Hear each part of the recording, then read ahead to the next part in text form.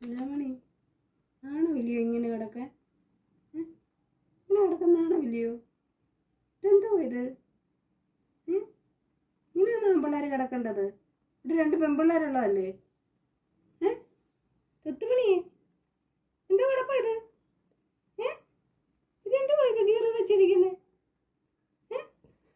ഇതങ്ങോട്ട് വെക്ക്, മറച്ചു വെക്ക്. ഇങ്ങനെ വെക്ക്. ഒടുങ്ങിയൊക്കെ എന്റെ വായു ഉമ്മ തരാവോ അമ്മച്ചിക്ക്? ഉമ്മ തരാവോ?